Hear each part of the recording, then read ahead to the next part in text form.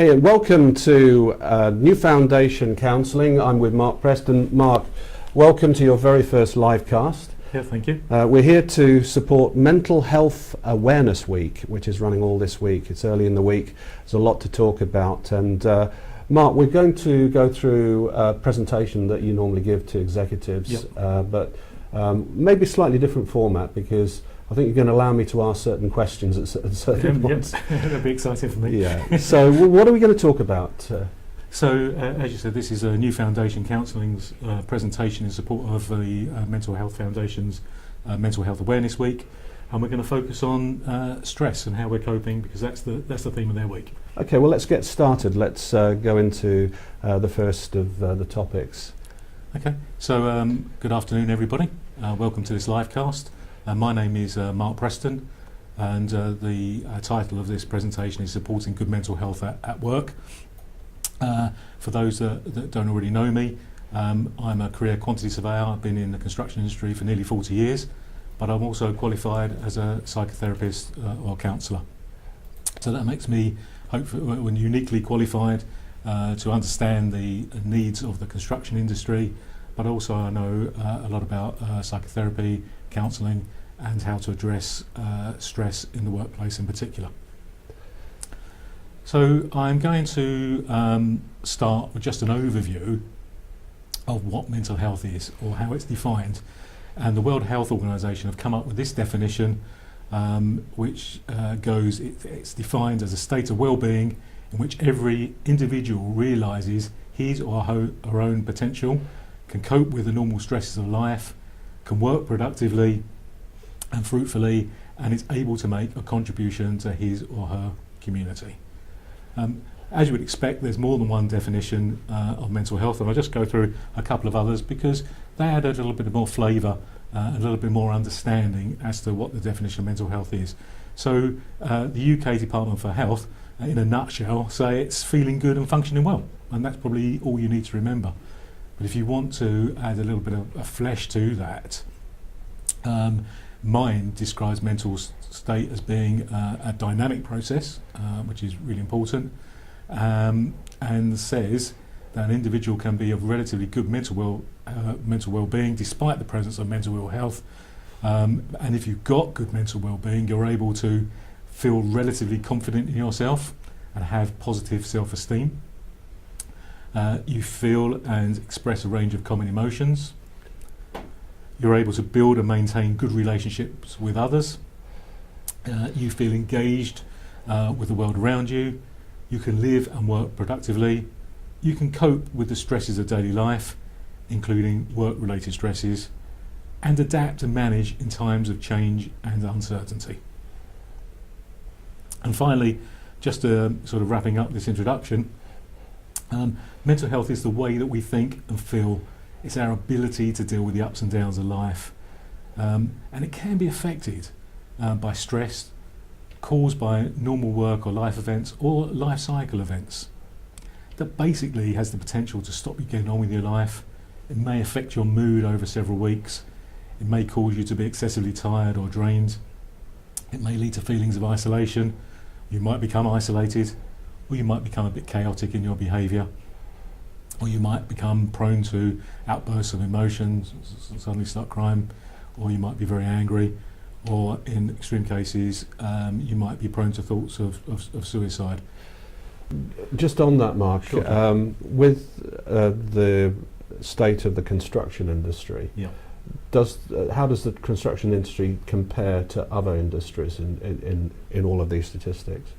Well, the incidence of death by suicide in the construction industry is quite high. You're more likely to die by suicide than you are from a fall from height or be run over by a car. So it's quite a big issue. And later on in the presentation, we're going to focus in a little bit more about the construction industry. Yeah, so you're really in a life-saving situation as a counsellor. Yeah, sure. Right. And dealing with stress and the impact this could have on a person's well-being or their life is fundamentally important. And I think because you've come from the construction industry, Yeah. you're on a mission really. There's more than just a business. You've seen the pain. Yeah, there's I feel very passionately that the industry needs to improve in a number of areas. The way it looks after its people and the people's mental health is very, very important, because from that springs an awful lot in terms of attitude and the ability to do things a lot better, and from a business perspective make a lot more money, and from a people perspective really show that you care about the people that are working in the industry that are contributing so much to the UK's built environment. That's key. So let's carry on. So mental health, we all have it. That's so important to realise that. And the correct way to view mental health is that we all have it, and it can fluctuate between thriving, struggling, and being ill and possibly off work. So the statistics are that 1 in 6 adults had a common mental health issue in the last week. That's a huge number. And just going back to that suicide issue, 75% of suicides recorded are by men, and the rest are females, which is very significant when you look at the construction industry, which is very, very male-dominated. I like to refer to this interview that Prince Harry gave to the Telegraph, because it highlights some important things about feelings and about mental health. So he says 3 things that really caught my attention.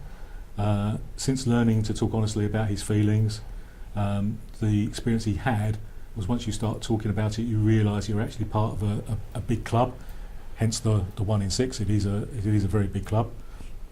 Then Prince Harry says he sought counselling after 20 years of not thinking about the death of his mother Diana, and after 2 years of chaos. And we talked about chaos being a sign of a poor mental health.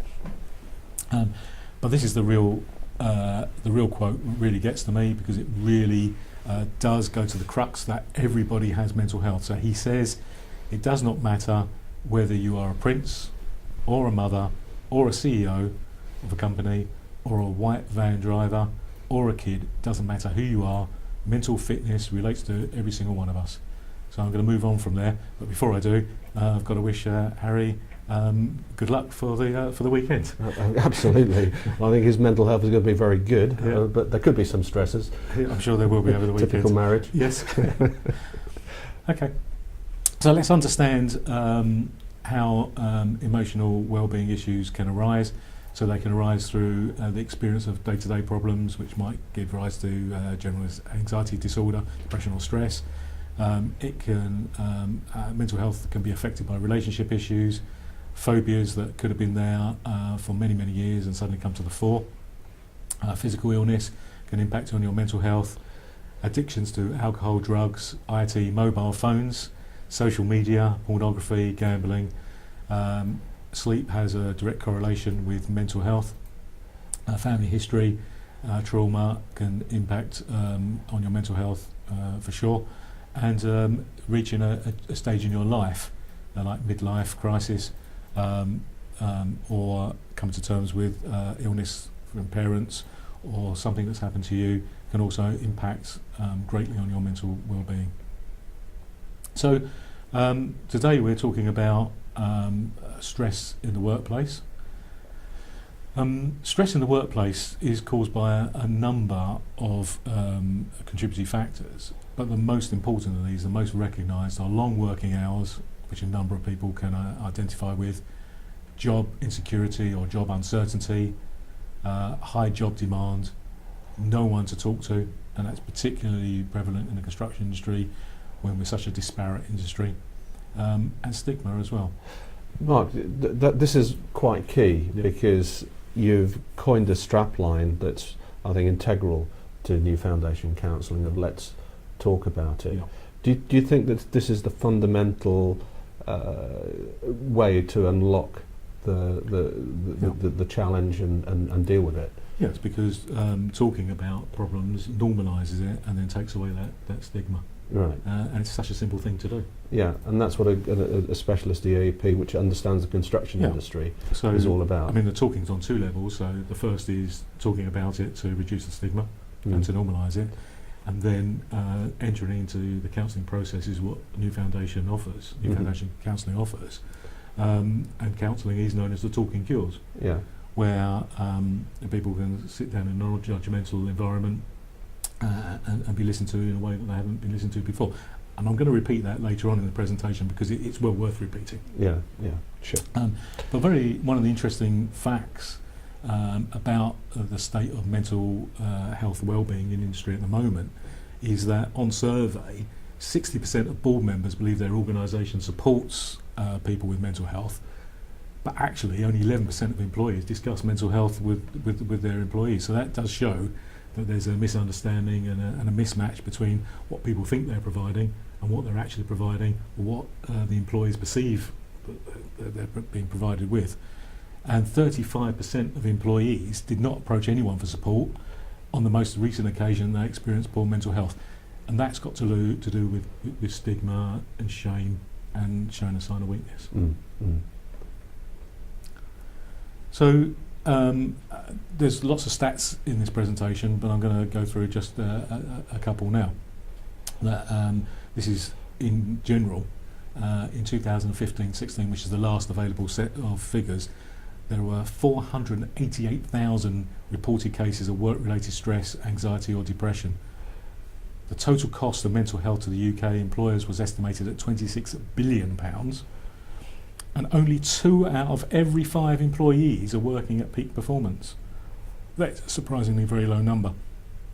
And presenteeism from mental ill health alone costs the economy £15.1 billion per annum, about twice the business cost as actual absence from work.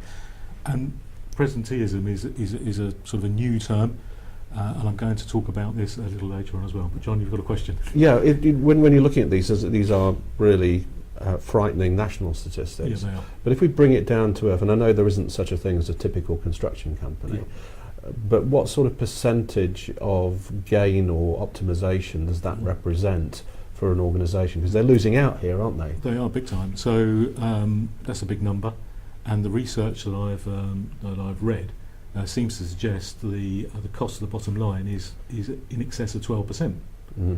Now, if you're considering that in the construction industry margins can be as low as 1%, a loss through productivity, through presenteeism and absenteeism of 12% relative to margins of 1% is extraordinarily significant. Sure. And it can change the face of construction and help with reinvestment into training, better techniques. So this whole thing is, is really, really important. Yeah, I mean, with construction, it's not the bricks and mortar, it's the people, it's the skills, the technicians, the craftsmen. Yeah. And we've got a challenge, haven't we, with Brexit, because we're going to have potentially a shortage of skilled workers from foreign countries. So, there is a potential for that. Yes, I think the fundamental point is that we are a people industry, and without our people, we are nothing. Yeah. And we do need to do a lot more to protect our people and look after their well-being. Yeah. And we want to do this, as you say, to encourage youngsters to join the industry as either tradespeople or professionals providing architectural services, engineering services, quantity surveying services, or whatever it might be, because this is important in terms of, as I already said, the production of the built environment, which needs to be renewed on a constant basis. Sure. And it's important, I think, for a construction company to be an attractive place to work, so they keep those graduates and trainees, and they attract the best workers. So there's a big gain from all aspects. There is a huge gain.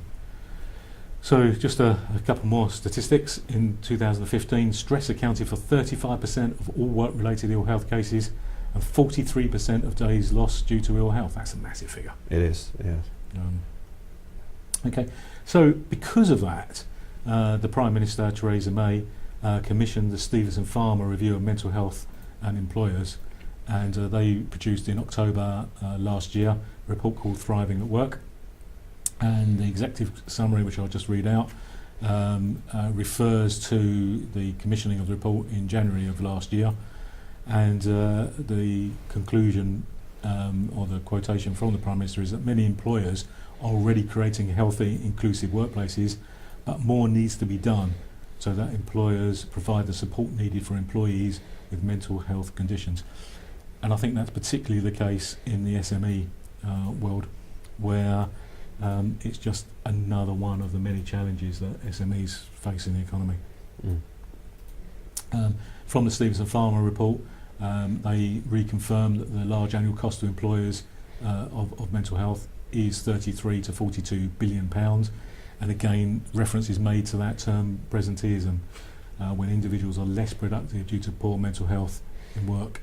The cost to government is obviously a lot more, 24 to 27 billion, and that includes falls in tax revenue and cost to the NHS, and to the economy as a whole the cost is put between 74 and 99 billion pounds a year. And at the same time, Deloitte's produced a sort of sister report which analysed through case studies what happened when investments were made into businesses to support mental health, and the conclusion is that monies spent on mental health, improving mental health, does have a direct impact on improving the bottom line. Yeah.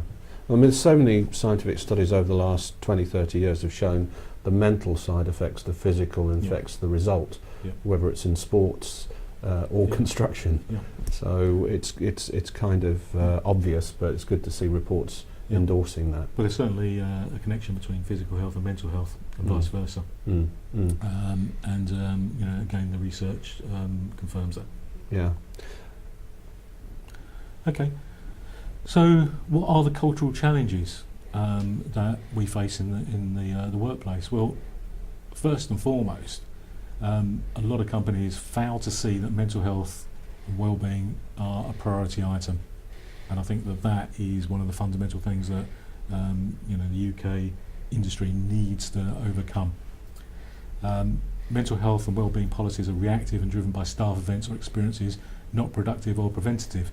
So, in other words, companies tend not to put a mental health policy in place or do anything about it until a key member of staff is off long-term due to stress or depression or anxiety, and they suddenly realise too late that something could have been done, something needs to be done. It's a bit like with factories and warehouses. They don't install a modern fire alarm until the place has gone up in smoke, and then it's it's not the right way around, is it? No, it's not the right way around, and but it's common. But it's I think that awareness weeks such as this, help to create an education background for people to start to do things slightly differently.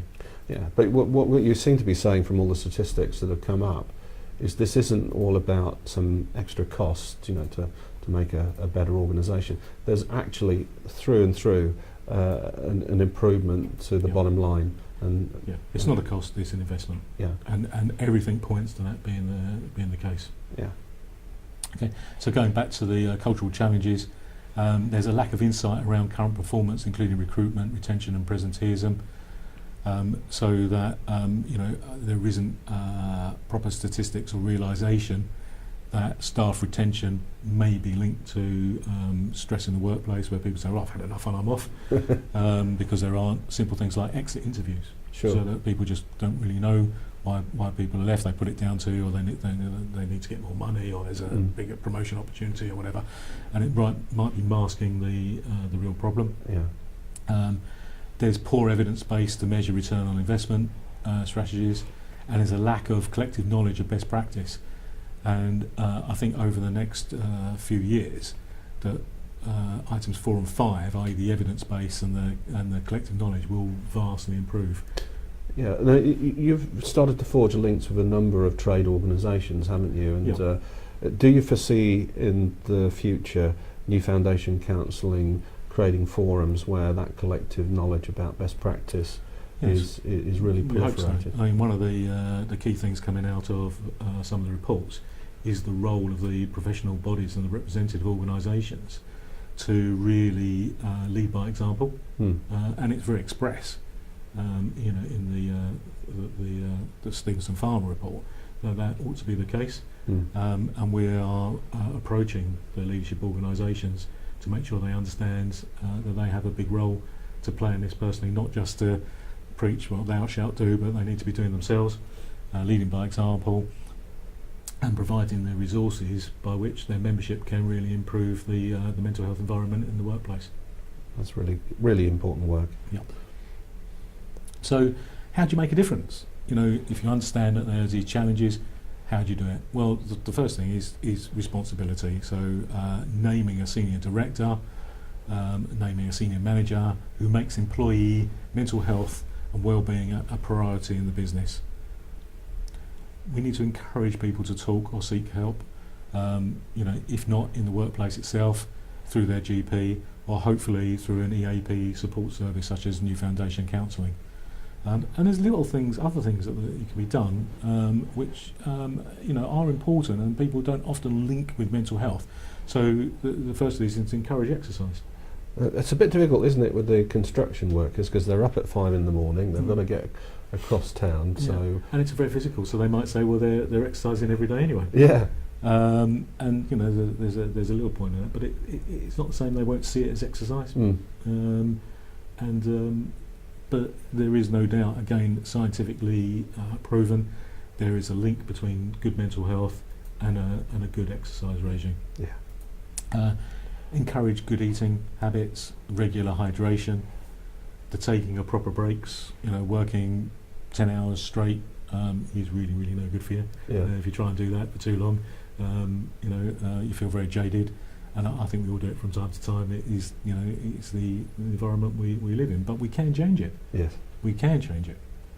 And also, just the encouragement of people to do something they're good at. So that might be in the workplace, but it could be outside the workplace.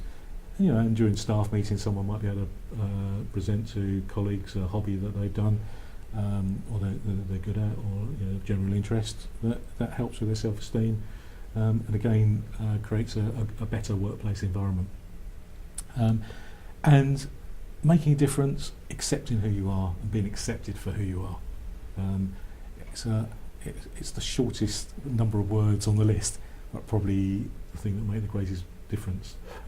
Earlier on you mentioned that women are coming up high on the scores in terms of suffering from mental health within construction, yet they're a smaller percentage.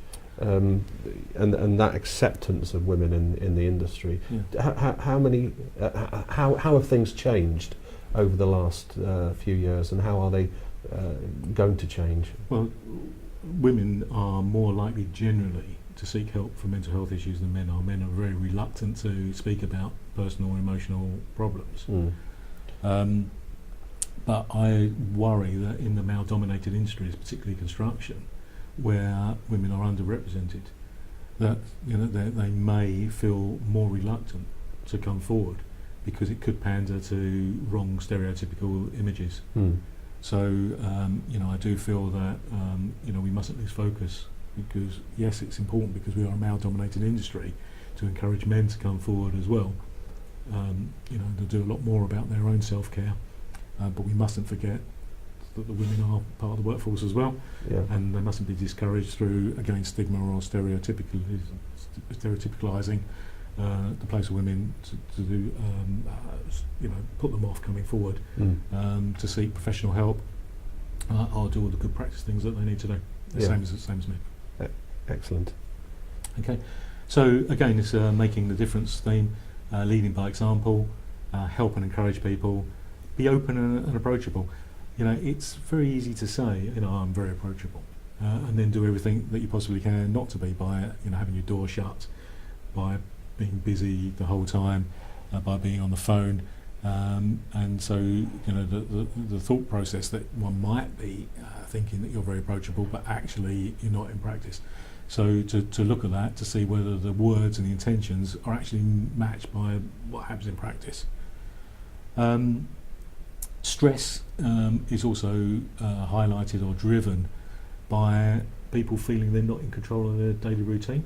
So it is important to consult regularly on daily procedures and problems, because that helps people feel they're in control, and you know, again, reduces those stress levels. Recognising and praising good performance is very important. I often speak to people about this, and they often think it's a sort of childish thing, you know, sort of a smiley face, gold star thing back from school, but it's not. I mean, everybody likes to be recognised and praised for something that they've done well, or put in effort, and it's not a difficult thing to do, and it can take the stress out, boost self-esteem, really calm down, make people feel worthy, it just makes a difference. And the other thing as well is to agree relevant and realistic job targets. I've heard lots of stories that people have set targets which are just really unattainable, and that's just not fair. Because then people stress about it, they're made to feel they become to feel that they're failures. So that whole outlook really can change quite significantly. So job target setting. Yes, we understand in business that you've got to set stretch targets, but they've still got to be attainable, because otherwise they're counterproductive and negative instead of a positive thing. Again, on making a difference, the carrying out of stress risk assessments, and I'm not going to go into that now, but it's not that difficult to do. The construction industry in particular is good at carrying out risk assessments for physical tasks for health and safety, and an extension of that is looking at the risk of stress. Is that something that you can offer as, if you like, an initial service to? Yes. And how long does it take if somebody, say, had an organisation of 200 workers? What sort of timescale does that work take? I wouldn't like to say because it really depends on what the culture within the organisation is, how many bases they've got, what the management setup is like, and people's attitudes to mental health. But in itself, it's not difficult. It's part of the education process. That might take a bit longer if you've got a bigger company based in many different sites. And I guess it's just like with a sort of doctor-patient relationship. On an individual basis, you do a diagnosis first before you tailor the treatment. And I guess you've got to do exactly the same when you're looking at EAP. Okay, so on that. Okay, so some more statistics. We like statistics. 10% of the employed population have taken time off work for depression, and an average of 36 work days are lost per depression episode. That's over a month. Okay. And people find it difficult to disclose they have a mental health difficulty in the workplace, yet nobody, as we've seen already, is immune from mental health difficulties. They'll go off and say they've got a bad back or something like that, and they may well do. But it could be linked to mental health, or it could just be a mental health issue, and the follow-up isn't always as it should be. So they kind of disguise their wrong coping strategies, or so that employers don't really know it exists. They'll say, Fred's off with a bad back or a bad leg or a heavy cold. But actually, that may not be the case at all. Okay. So one of the things that I'd like to focus on in terms of making a change, because we're in the construction industry, is dealing with the stigma aspect. And the stigma really stems from lack of knowledge, the fear of the unknown, and that it's not spoken about because it's seen as a sign of weakness. And I like this little quote. It comes from a series that was shown on the History Channel called Black Sails, and one of the characters in there, Captain Flint, quotes, "Madness is such a hard thing to define, which makes it such an easy label to affix to one's enemies." And again, that goes to the sign of weakness, because people don't understand it, so you can dismiss people or take them down a peg or two by saying they're a bit bonkers or whatever it is. And the language of stigma the language of mental health needs to change, so that words like bonkers and nuts and basket case and all the other negative words are not used, and people talk about mental health as mental health, and and don't wrap it up or disguise it in defamatory language or offensive language. Absolutely. So to that end, the construction industry is being helped by various campaigns which are designed to increase awareness of mental health issues and reduce the stigma attached. So there's the Mates in Mind campaign, the Mind Matters campaigns, and they're sort of led and contributed to by the Health and Construction Leadership Group and Construction News, who are doing a great job in the industry.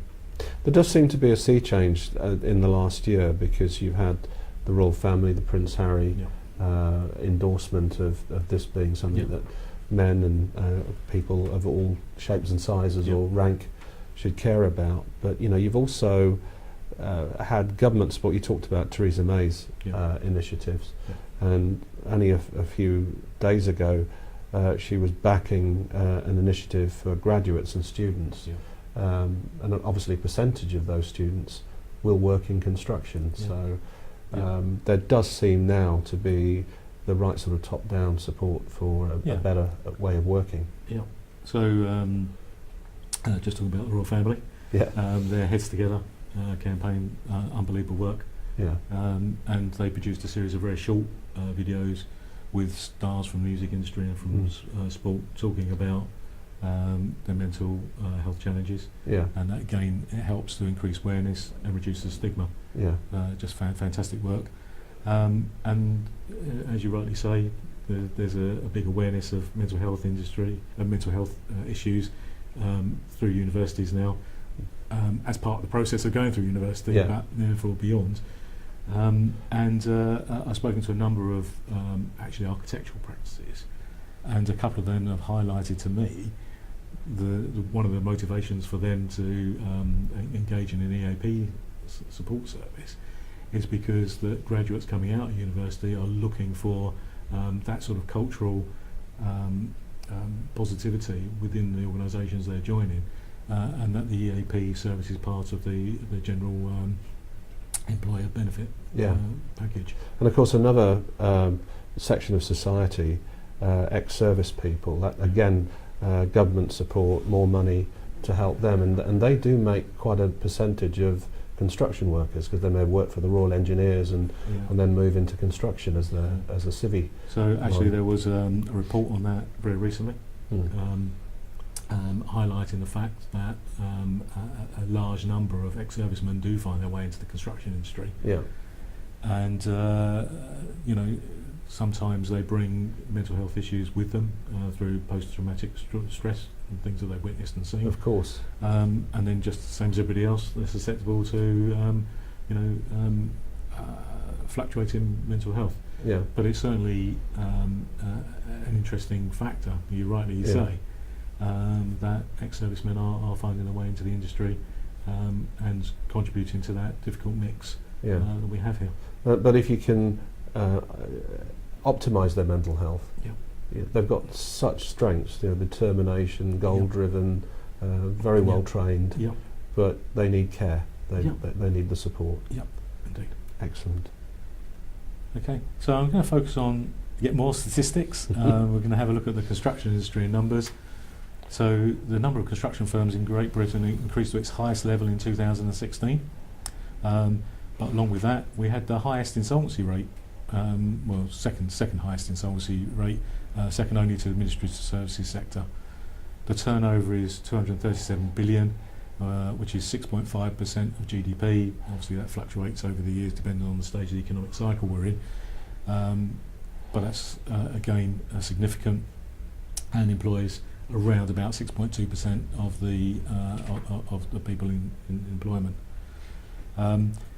Some of the differences between construction and other industries is that 296,000 firms employ less than 13 people. So that's that's a big number, which really goes to this first point, that we are an industry which has a disparate workforce, which feeds the isolation issue. And also difficulties and extra challenges in putting some of the good practices in place. And then on top of the logistical challenges given by the fact that we're working all over the place, the industry can be dirty and noisy, can be cold and wet. There's this macho environment. There's little control over work methods and the work content. There's very low barriers to entry, and there's language challenges sometimes. And this equates to increased stress and vulnerability. So the business case for making the investment into mental health, so on a worldwide scale, the global cost of mental health is £1.6 trillion. That's a lot, that's a big number. And that's more than dealing with heart disease, respiratory disease, cancer and diabetes.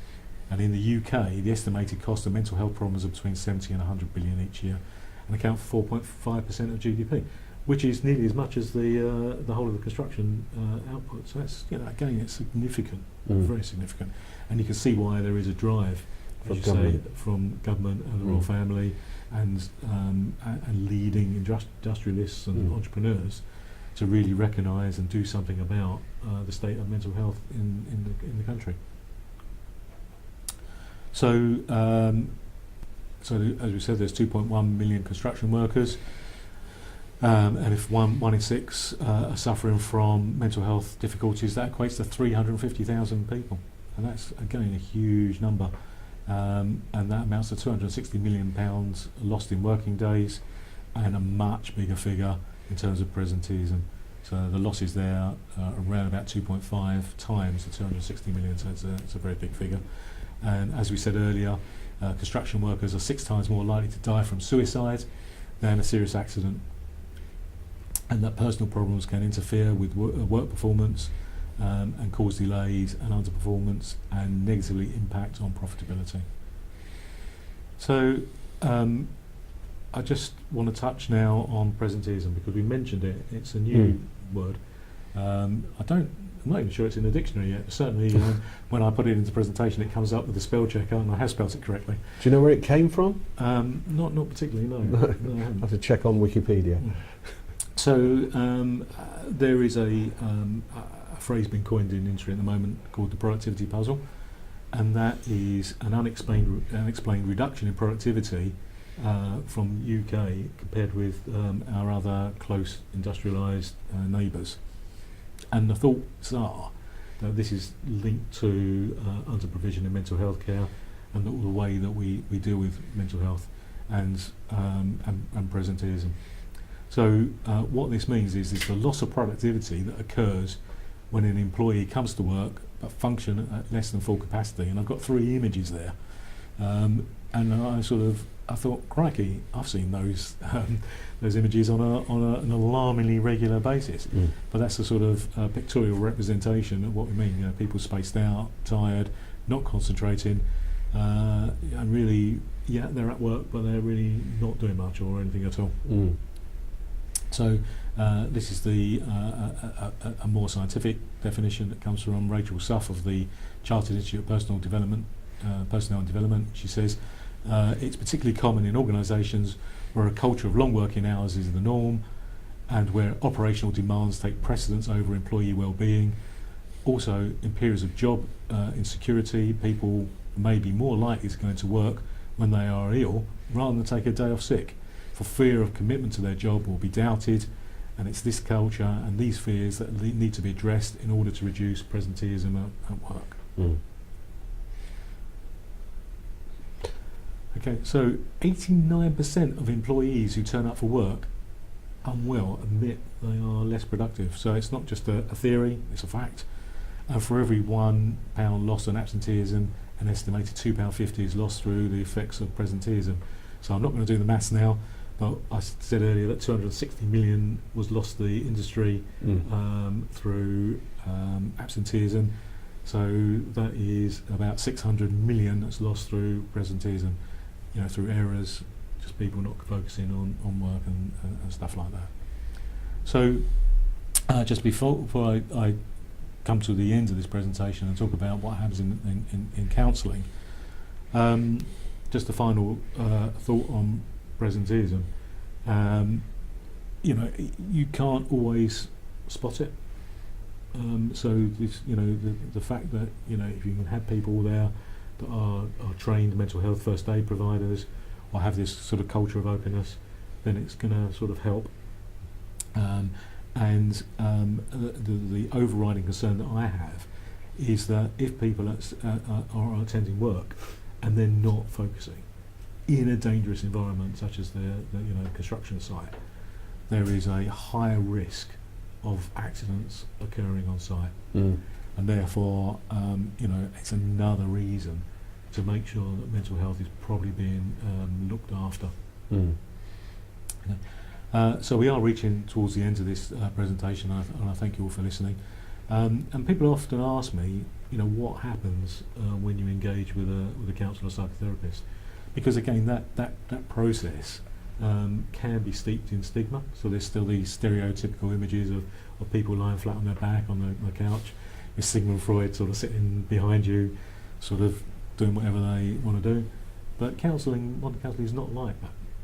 So you're sitting in a room, just with your counsellor, sitting pretty much as we are now, sort of talking to each other, and it's a totally confidential space, so you can unload. There's no fear of anyone else, getting involved, hearing or learning about your deepest, darkest secrets. You'll probably get listened to in a way that you've never been listened to before. And the feeling of being listened to is really, really important, particularly as the skilled counsellor, the qualified counsellor, psychotherapist will totally be non-judgmental about you, your life, or anything that you've done.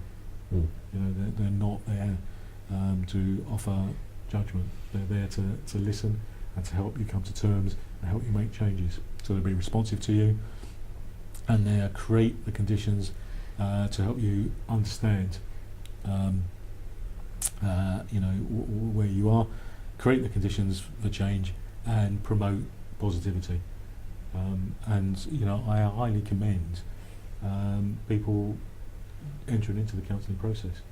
You don't have to have got to the stage where you're feeling ill or isolated, but you might be worrying that you could be heading that direction. So again, it's a good process to sort of indulge in. I think one of the things, though, about the way that you've constructed New Foundation Counselling is that you yourself as founder, you've come from the industry. Yeah. So you're not just a trained psychotherapist, you actually talk their language, you know what they're going through. Yeah. So all our counsellors will be briefed on the what happens in the industry, what the industry is like, so that there is a level of understanding. One of the USPs that New Foundation Counselling offers is this face-to-face counselling, not just telephone support. You will be assigned a counsellor that is able to deal with your particular presenting problems in a location convenient to you, whether that's in your workplace or near your home, and the counselling will take place at a time that's convenient for you as well. And the fact that we're able to offer that, as something that's not readily available from other providers, and that we have an understanding of the construction industry, hopefully means that we can provide a really excellent and affordable service for the industry. So, I mean, earlier on we talked about the diagnosis that you have to do for an organisation. So you come in and you work out, is there definitely a problem? What scale? What type? And then you roll out the programme. So it's not quite like that. No. Okay. So the actual counselling service itself, people will phone the helpline. And then they'll speak to someone that will listen to them, and then so the person presenting the problem will be unique, and then they will be assigned to someone that can uniquely deal with their problems on a company scale. So we can go in and we can help establish their best practice mental health policy. We've written one that's already available, but we can tailor it to the particular company.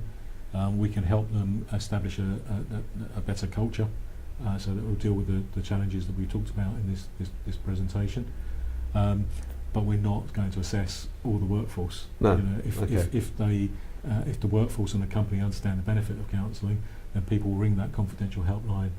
They will say to the counsellor at the other end of the call why they're calling, why they'd like to enter into the counselling process. It doesn't have to be a big story. They can just say they want to come to counselling, and that's fine. Because if you want to come to counselling, you're fine.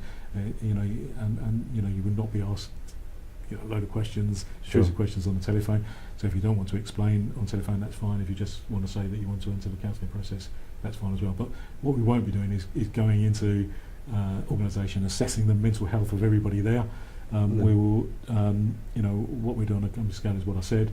And once we've got those good cultural practices in place, then we have a certificate of excellence scheme which we can award to the company, to show to potential clients in which they're engaged, show their workforce, show prospective graduates or employees that they are a caring company that have a positive culture, a caring culture that looks after its mental, emotional well-being of its workforce to the best of their ability. We talked earlier on about the fear and the stigma, people not coming out. But in rolling out a programme like this, confidentiality plays a key role, does it, in terms of trust? And that's why we have the confidential helpline. So, if you don't want to talk to anyone at work about a deeply personal issue, regardless of whether the culture in the company is great or not, you can still phone the helpline at any time. Someone will get back to you if it's out of hours. If you say what time you'd like to be phoned back, and you don't have to then divulge anything to your employer, and the employer will not receive a notification that you as an individual has entered into the counselling process.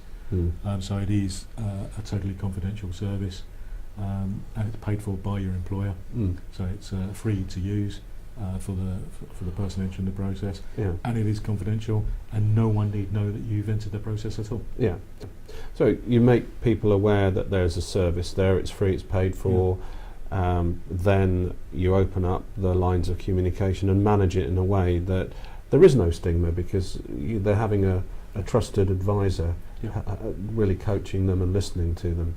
So counsellors actually don't advise, so that's one of the other things as well. Right, okay. They are non-judgmental, so they won't impose their way of being on the person coming into the counselling room. So they'll talk to them, they'll understand their problems and help them come to their own decisions as to the way ahead. Right. And after a short time, people start to realise what it is they want to do. They gain the confidence and self-esteem to be able to make the changes for themselves in their own way. And it is important that a skilled counsellor will be non-directive. So it's a very skillful process, and another person will not impose their way of being on you or me if we enter into that counselling room. We will be left and encouraged to come up with our own decisions and find our own way ahead in a way that's comfortable to us as individuals. Okay. Now, is there? Let's talk about size of organisation. Construction companies can often be very large, but an awful lot of them are relatively small partnerships.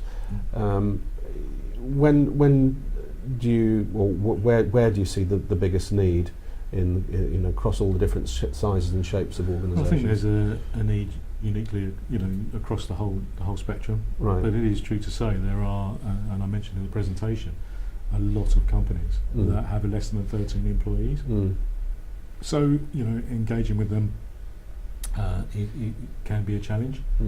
But we are hoping that we can engage with some of the representative leadership and professional bodies to help us provide that service perhaps in a different way than we would provide it directly to a larger organisation.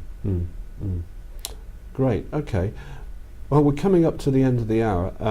Are there any things you want to mention to people now that you're planning over the next, the rest of the year? We've got another 6 or 7 months left. Are there any other things you're planning to do that people want to be made aware of? So looking right ahead to October, which seems a long way off. Well, it seems a long way off, but it probably isn't. We'll be doing something special for World Mental Health Day. That's October the 10th, I believe. And in between times, we'll be speaking to organisations large and small about ways that they can improve their mental health within the organisation and engaging with them our core service, which is the confidential access to one-to-one counselling, so that we can do our bit with all the other contributors to helping and assisting mental health in our particular industry. We'd like to solve everyone's problems in one go, but we have to start somewhere. And our unique knowledge is of the construction industry, and so that's where we're starting life. Perfect. Well, we've almost come up to the end of the hour. The live cast doesn't have to be exactly an hour, but I think we've covered everything you wanted to say. There is just a couple of other things. Yeah. So I based this presentation on a number of reports that have been published recently, and I've listed the references on the presentation. If anyone wants the presentation, just email in and I'll send it to them. And I recommend once they get the list of references, they sort of try and download these. They are a very good read. They're written in plain English, and they're very straightforward and help to assist understanding. And our contact details will hopefully fly up in front of your eyes in a second. There's a phone number for a start. There's the phone number. Yeah. And then we've got our website. Please visit the website, www.newfoundationcounselling.com. Yeah. Follow us on Twitter at NFCounselling, and drop us an email. Yeah. Let us have any feedback, any thoughts. After the presentation, chat to me in any way you want to. Ask me to come and visit your business. Whatever you want, we'll try and do. So thank you for listening. I hope the information provided is is useful for you and your organisation and your employees. And good luck. And I look forward to speaking to you soon. Thank you very much. That's all from us. And as Mark would say, let's talk about it when it comes to making better mental health. That's our contribution for Mental Health Awareness Week, and in fact we'll just put the slide on now with all of the contact details, if we just put that on, and the recording of this will be available for the rest of the year on Mark's YouTube channel and website as well. So there's all our contact details, and once again thanks from me and Mark, and bye for now.